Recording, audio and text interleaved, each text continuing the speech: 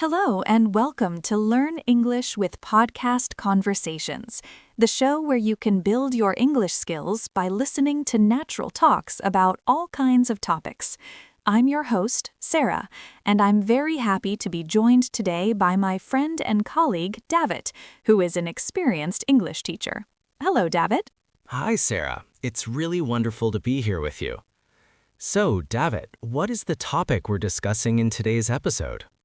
Well, Sarah, today we're going to talk about a very important and serious subject that touches every single one of us on Earth: environmental pollution.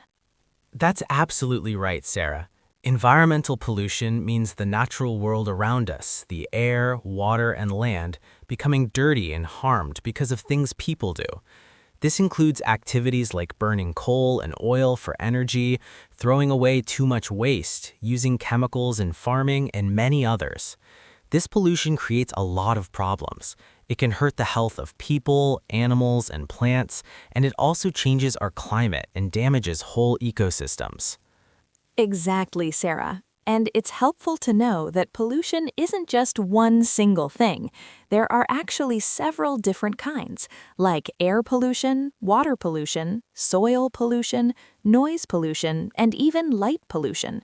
Each type has its own causes, its own effects on our lives and the planet, and its own possible solutions.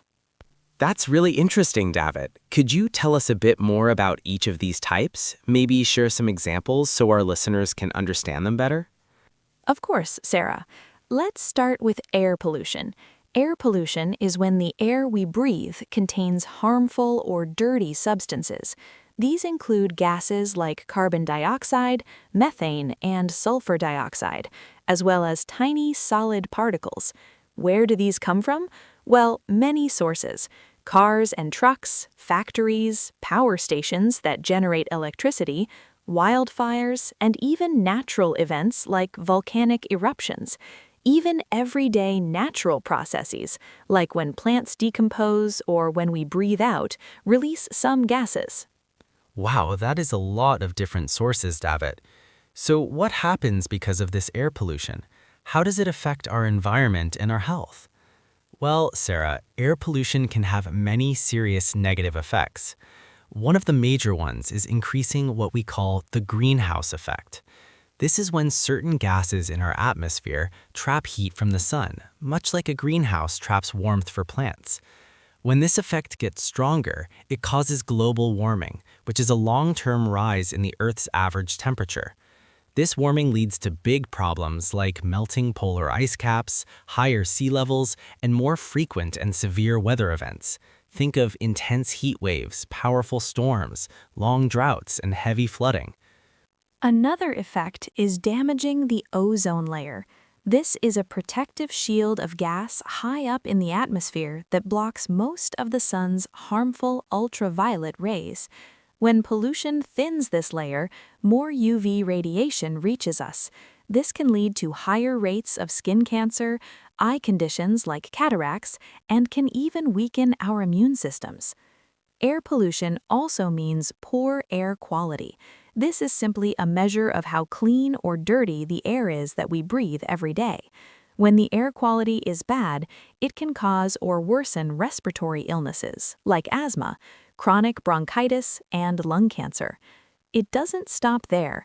It can also harm our heart and blood vessels, our nervous system, and can even impact reproductive health. Finally, pollution can lead to acid rain. This happens when pollutants in the air mix with water vapor in the clouds, creating rain or snow, fog, etc. that is more acidic than normal. This acidic precipitation can damage forests, poison lakes and rivers, harming fish and aquatic life, erode soil, and even corrode buildings, statues, and monuments. That is truly alarming, David. Air pollution sounds like a deep and complex threat to both our planet and our personal well-being. So what can we do? How can we prevent or at least reduce air pollution? Well, Sarah, the good news is there are many actions we can take. A very important step is to shift toward using renewable energy sources, like solar power from the sun, wind energy, hydropower from water, and geothermal energy from the Earth's heat. These sources don't burn fuels, so they don't release greenhouse gases or other air pollutants. They are also more sustainable and efficient in the long run compared to fossil fuels like coal and oil. Absolutely, Sarah. Vehicles like cars, buses, trucks, and planes are indeed one of the biggest sources of air pollution, especially in crowded cities where traffic is heavy. The good news is we can make them much more eco-friendly. This can be done by shifting to cleaner technologies like hybrid vehicles that use both gas and electric power, fully electric vehicles that produce no tailpipe emissions, or even models that run on hydrogen. Another approach is using alternative fuels, such as biofuels made from plants, or cleaner burning natural gas, which pollute less than traditional gasoline or diesel. Absolutely, Sarah. Vehicles like cars, buses, trucks, and planes are indeed among the biggest sources of air pollution, especially in crowded cities where traffic is heavy. The good news is we can make them much more eco-friendly. This can be done by shifting to cleaner technologies like hybrid vehicles that use both gas and electric power, fully electric vehicles that produce no tailpipe emissions, or even models that run on hydrogen.